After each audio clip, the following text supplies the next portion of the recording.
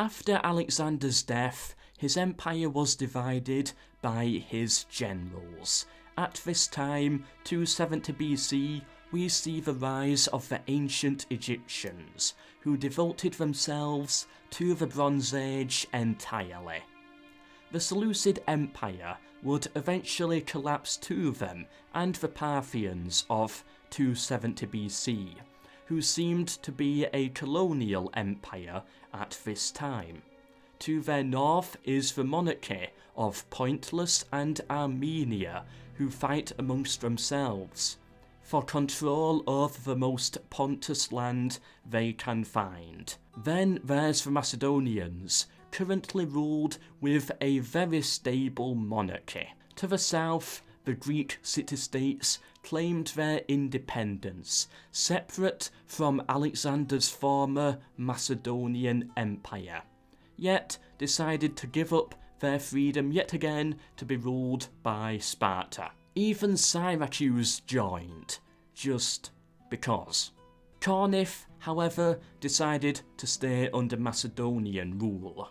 Heading further west in the world of 270 BC, we find ourselves in Rome. The Romans had overthrown the old kings and formed the Republic.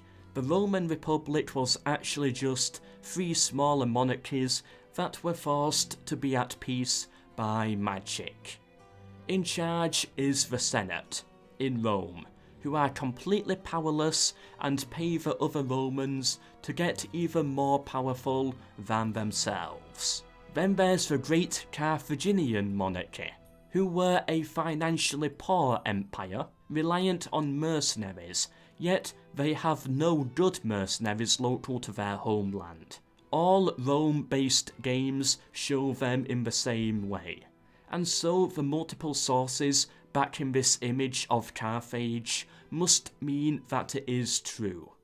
To the south, we have the Numidians, whose sole purpose it is not to survive, not to build an empire, but to be annoying. To the north, the Barbarians. These are well-organised nationalist cultures, all fighting in union. The Spanish, the British, the Germans and the Gauls. And then there's the great hordes in the east, the Scythians, famous for their horse-riding skills.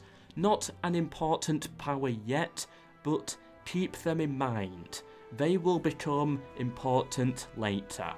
1000 likes and I'll do part 3, Barbarian Invasion. And then there's the Dacians, and yeah, that's about it. The Roman families make their first moves. The Brutii, named after Brutus, who rid Rome of monarchy, invades into Greek territory, taking Epirus, and killing the very standard militia general Pyrrhus.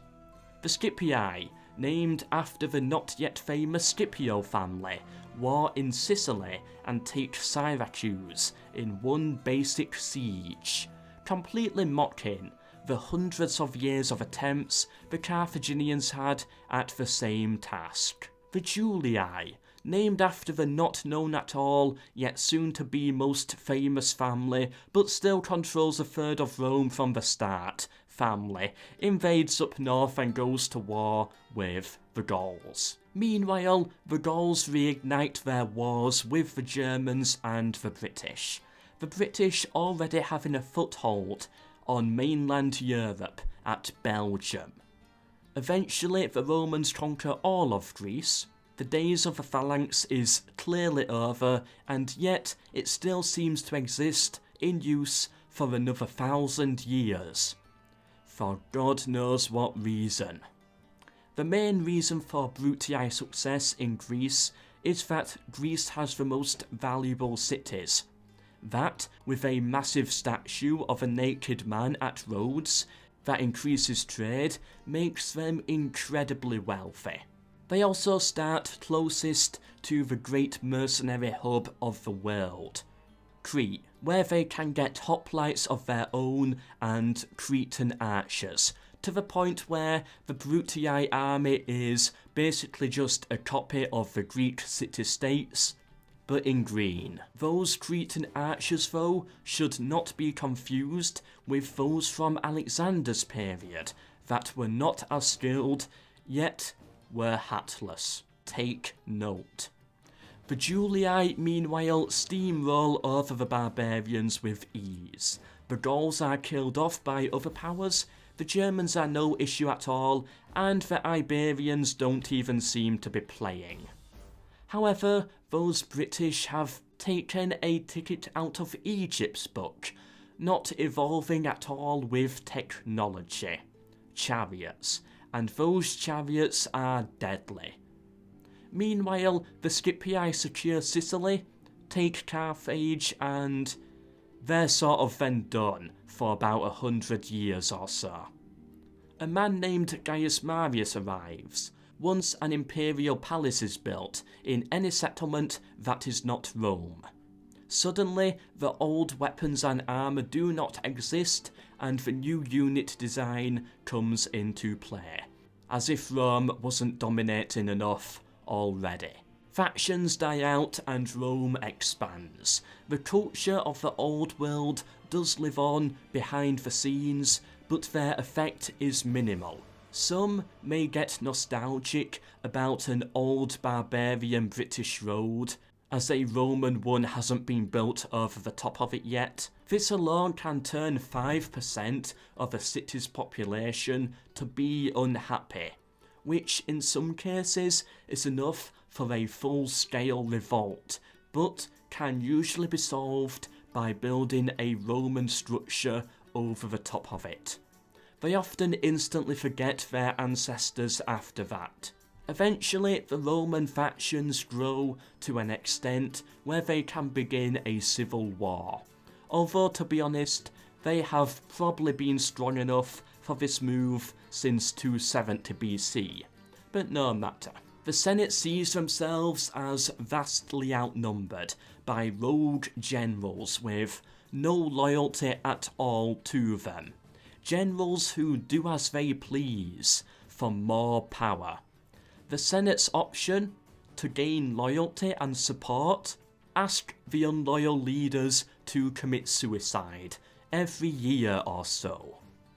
It is assumed that their strategy was, if the leader suicides every few years and a new leader steps in, then eventually the entire enemy population would be dead, and there will only be SBQR left in the world.